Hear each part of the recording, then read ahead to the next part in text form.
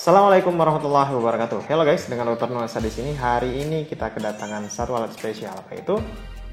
Ini ya, Bioglass. Nah, Bioglass ini saya dapatkan dari pinjaman rekan saya yang menawarkan saya untuk membeli alat ini. Nah, jadi beliau mendemonstrasikan alat ini dapat merubah pH air. Sebagaimana di video sebelumnya, saya telah menguji pH air pada beberapa air mineral. Dan beliau menyarankan saya membeli ini apabila saya ingin merubah pH air.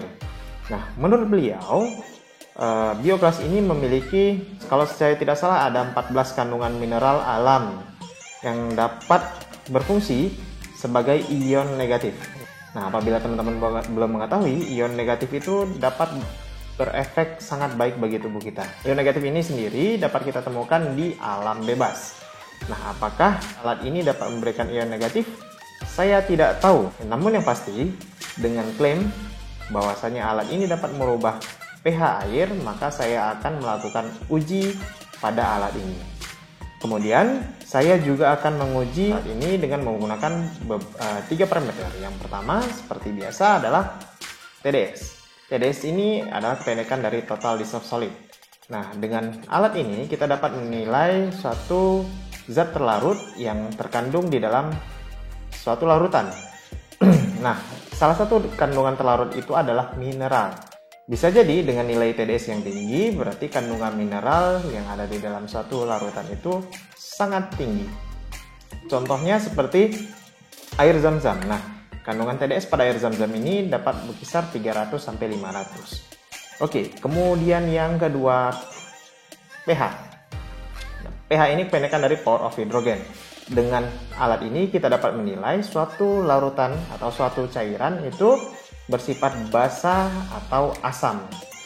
Seperti yang teman-teman ketahui, belakangan ini kita dihebohkan dengan pernyataan bahwasanya minum air basah itu dapat lebih baik dibandingkan dengan air yang lainnya. Nah, menurut jurnal yang saya baca, air dengan pH alkali itu dapat memberikan efek positif bagi penderita GERD atau gastroesophageal reflux disease. Nah, itu suatu jenis penyakit lambung. Namun, saya belum menemukan manfaat lainnya yang ada di jurnal. Nanti kalau saya tahu, saya akan menyampaikan kepada teman-teman. Nah, kemudian alat yang ketiga, yaitu ORP. Ya kan?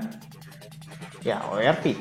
ORP itu adalah kependekan dari Oxidation Reduction Potential. Nah, apa itu?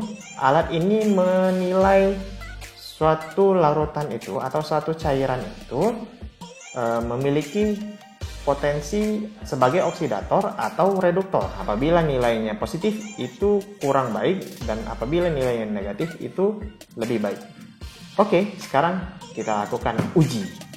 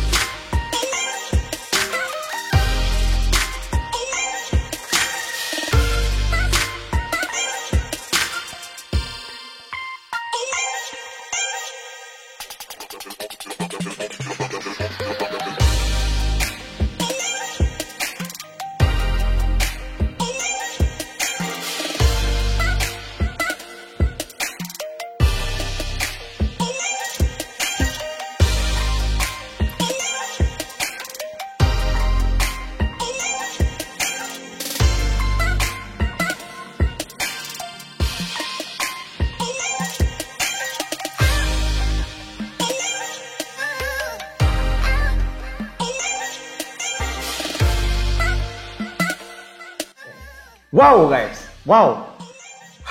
Saya takjub dengan hasil yang saya temukan. Oke, yang pertama, uji TDS. Nilai awal TDS itu adalah 55.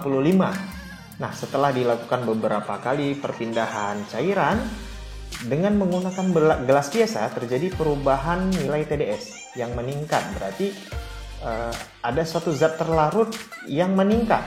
Bisa itu mineral, bisa itu bukan. Kita perlu lakukan uji laboratorium untuk itu. Namun yang jelas, nilai TDS itu meningkat menjadi 74. Nah, hal yang sama terjadi pada perpindahan cairan dengan menggunakan bioglas. Nah, seperti yang teman-teman lihat tadi, ternyata dengan menggunakan bioglas pun terjadi peningkatan, yaitu 74. Wow, tidak terjadi perubahan yang signifikan di antara gelas biasa dan bioglas. Kemudian, uji kedua. Kita uji nilai pH. Nah, nilai pH awal dari cairan ini adalah 7,58. Setelah dilakukan beberapa kali perpindahan dengan menggunakan air biasa, pH yang didapatkan adalah 7,64. Wow, terjadi peningkatan nilai pH. Saya nggak nyangka dengan perpindahan seperti itu aja terjadi peningkatan nilai pH. pH yang kita dapatkan adalah 7,64. Nah, namun saya bingung. Terjadi penurunan pH air yang awalnya 7,58 menjadi 7,54 pada perpindahan air menggunakan bioglas. Jadi, alat ini sebenarnya meningkatkan pH nggak sih? Oke, bagi teman-teman yang tahu, tolong ketik komen di bawah. Dan mungkin saya salah cara melakukannya. Jadi bagi teman-teman yang tahu, tolong ketik komen di bawah. Terus kemudian nilai ORP. Nah, nilai ORP awal dari cairan ini adalah 153. Nah, setelah melakukan perpindahan dengan air biasa, terjadi perubahan menjadi 145, berarti menjadi lebih baik. Namun, hal yang sama juga terjadi pada bioglas. 145 dan 145 berarti nggak ada perbedaan yang berarti di antara gelas biasa dengan bioglas. Oke, sekarang sampai pada kesimpulan. Sampai saat ini, setelah melakukan uji ini, saya belum menemukan keuntungan dari membeli alat yang bernama bioglas tersebut. Mungkin ada teknik-teknik tertentu yang saya salah lakukan, atau mungkin ada faktor-faktor tertentu lainnya yang salah saya lakukan. Teman-teman apabila mengetahuinya dapat memberikan komen di bawah dan klik subscribe. Nanti saya akan lihat dan saya akan balas. Apabila komentar itu sangat baik, saya akan melakukan uji ulang pada alat ini. So, jangan lupa aktifkan loncengnya. Nah, untuk kamu semuanya yang nonton video ini, klik like. Apabila menurut kamu video ini bermanfaat, klik aja dislike. Apabila menurut kamu video ini nggak bermanfaat. Akhirul kalam. Assalamualaikum warahmatullahi wabarakatuh. Bye. See you next time. Dah.